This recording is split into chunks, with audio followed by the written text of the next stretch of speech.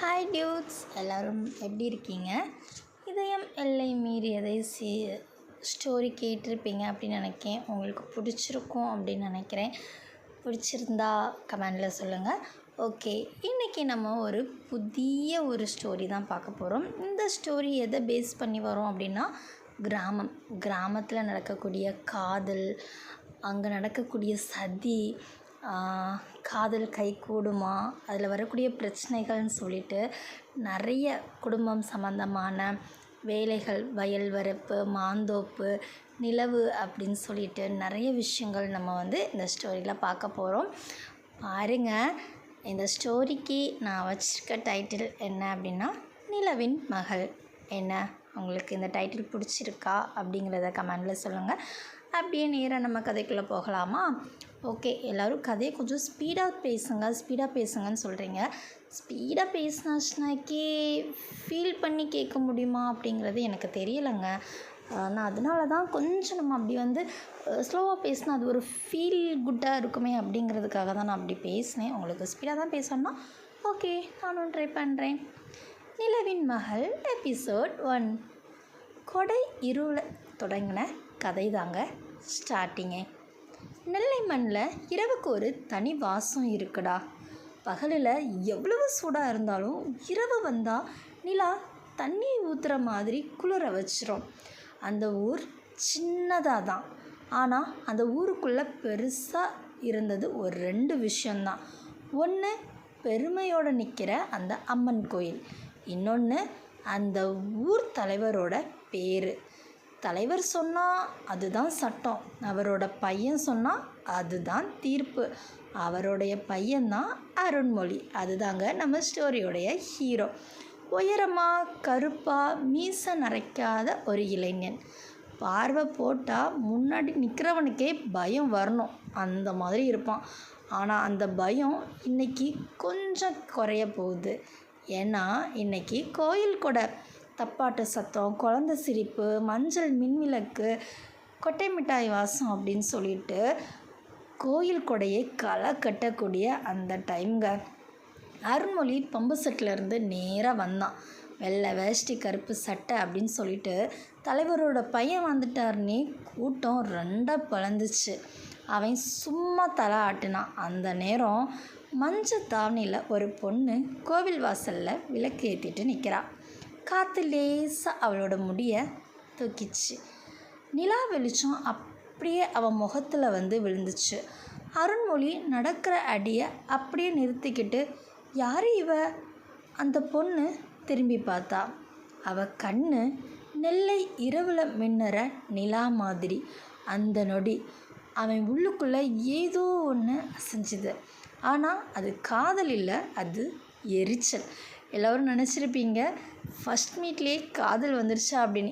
இல்லை, அது ஒரு எரிச்சல் வந்துச்சு. ஏன்னா அவனை பார்த்ததும் தலையசைச்சி பக்கத்தில் நிற்கிற பசங்களோட சிரிச்சா. அவள் சிரிப்பில், நீ என்ன பெரியவனா அப்படின்னு கேட்குற ஒரு சத்தம் அருண்மொழிக்கு தோணுச்சு. அருண்மொழி நேராக போயிட்டு நின்னான். யார் வீட்டு பொண்ணு நீ? அவள் கண்ணை நெரிச்சு ஒரு மாதிரி பார்த்தா. பள்ளிக்கூடம் படிக்கிறேன், உங்களுக்கு என்ன அப்படின்னா. அந்த கூட்டமே அமைதியாயிடுச்சு. அருண்மொழி வாழ்க்கையில் யாருமே இப்படி எதிர்த்து பேசினதே கிடையாது. ஏன்னா அவ்வளோ வீரம் உள்ளவன் முன்னாடி நிற்கனாலே எல்லாரும் பயப்படுவாங்க. ஆனால் ஒரு சின்ன பொண்ணு அவனையே எதிர்த்து பேசிட்டான். பேசுகிறதுக்கு ஒழுங்காக பேசு, நாங்கள் ஒழுங்காக தான் பேசுகிறோம், அதுக்கே உங்களுக்கு கஷ்டமா அப்படிங்கிற மாதிரி அவள் சொன்னான். அவன் கையை முறுக்கினான். அந்த நேரம் அம்மன் கோயிலோட மணி ஒலிச்சிச்சு. அந்த சத்தத்தில் அவளோட குரலும் கலந்துடுச்சு. தலைவரோட பையன்னா எல்லாரும் தலைகுனியணும்னு சட்டம் எங்கே எழுதியிருக்கு அப்படின்னு அவள் சொன்னான்.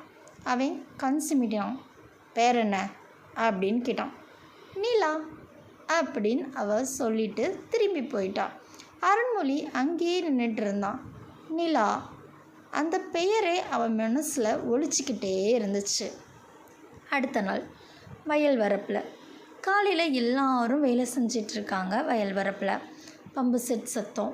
அருண்மொழி தண்ணி திறந்துக்கிட்டு இருந்தான். அந்த நேரம் வழியில் பள்ளிக்கூட பை சுமந்துக்கிட்டு நடக்கிறா நம்ம ஹீரோயினி நிலா. அவள் செருப்பு குத்திக்கிட்டு வயல் ஓரமாக தடுமாறினான். அவன் சிரித்தான். நேற்று ரொம்ப பெருசாக பேசினியே, இப்போ கவனமாக நட அப்படின்னா. அவள் கோவமாக பார்த்தா. உங்கள் வயலில் நடக்கலை, பொது பாதை தான் அப்படின்னு சொன்னதும் அவன் பக்கத்தில் வந்தான். என்னை பார்த்து பயம் இல்லையா? ஏன், நீங்கள் கொம்பு போட்ட காளையா அப்படின்னா. அந்த வார்த்தை அவனை சிரிக்க வச்சிடுச்சு. பாருங்களேன், இரும்புலையும் பூ பூக்குமா அப்படிங்கிற மாதிரி அந்த முரட்டு மனுஷனுக்கும் சிரிப்பு வந்துடுச்சு. முதல் முறையாக அருண்மொழி ஒருத்தியை பார்த்து சிரித்தான் அப்படின்னா அது நிலா தான். மாலை நேரம். குழந்தைங்க மாங்காய் அடிக்கிற சத்தம் கேட்டுச்சு. நிலா மரத்தடியில் நின்று புத்தகம் படிச்சுட்டு இருந்தா. அருண்மொழி தூரத்துலேருந்து இதை பார்த்தான். இவ சண்டைக்காரி இல்லை, இவ பாவம் கலந்த நிலா அப்படின்னா. அவள் கண்ணில் ஏதோ ஒரு துக்கம் இருந்துச்சு. அவன் அருகே போய் நின்னான். நீ ஏன் எப்போவும் தனியாக இருக்க அப்படிங்கிற மாதிரி கேட்டான். எங்கள் அப்பா இல்லை, அம்மா வீட்டு வேலை போவா, எனக்கு படித்தாதான் வாழ்க்கை மாறும் அப்படின்னு சொன்னான். அந்த வார்த்தை அருண்மொழி மனசை குத்தி கிழிச்சிருச்சு. அவன் வாழ்க்கை, பணம், ஆட்சி, பேர், புகழ் அப்படின்னு எப்படி இருக்கக்கூடியவன் அவன் இவளுடைய வாழ்க்கை பசி, பாடம், பொறுப்புன்னு கேட்டதும் அந்த வித்தியாசத்தை அவன் உள்ளுக்குள்ளே ஒரு மோதலை ஏற்படுத்திச்சு. அப்புறமா ஒரு நாள் பள்ளிக்கூடத்தில் யாரோ நிலாவை பற்றி கெட்ட வார்த்தை பேசினாங்க. அவள் அழலை. அது அருண்மொழி காதுக்கு போயிடுச்சு. அவன் நேராக போய் அந்த பையனை குத்தி ஒரு தள்ளுனான். இவ பற்றி யாராவது பேசினா நாக்க வெட்டிடுவேன் அப்படின்னான். அதை நிலா பார்த்தா. அவள் கண்ணில் பயம் இல்லை, அதுக்கு பதிலாக நஞ்சு இருந்துச்சு. அந்த நொடி சண்டை 2 பேர்த்துக்குள்ளேயும் லைட்டாக ஒரு பாசமாக மாற ஆரம்பிச்சுது. ஃபர்ஸ்ட் மீட்டில் சண்டை போட்டாங்க, போக போக லவ் பண்ணவே ஆரம்பிச்சிருவாங்க போல இருக்கு. நைட்டு நேரம், நிலா வெளிச்சம். வயல் வரப்பில் 2 பேரும் நின்றுட்டு இருந்தாங்க. காற்று மட்டும்தான் அதுக்கு சாட்சி. நீங்கள் ஏன் எனக்காக சண்டை போட்டீங்க அப்படின்னு அவள் கேட்டா. அவன் பதில் சொல்ல முடியலை. அப்புறம் சொன்னான், யாரும் உன்னை காயப்படுத்தக்கூடாது. ஏன் அப்படின்னு கேட்டான் மெதுவாக. நிலாவை யாராவது கல்லால் அடித்தா இரவு இருட்டாகிடும்ல அப்படின்னு சொன்னான். சொன்ன உடனே நிலாவுக்கு சிரிப்பு வந்துடுச்சு. அந்த சிரிப்பில் அவன் உயிரும் உருகிடுச்சு. தூரத்தில் தலைவருடைய கார் நின்றுட்டு இருந்துச்சு. அருண்மொழி, நிலா ஒரே வரப்பில் நின்னது அவர் பார்த்துட்டாரு. அந்த பார்வை காதலுக்கு முதல் பெரிய சோதனை.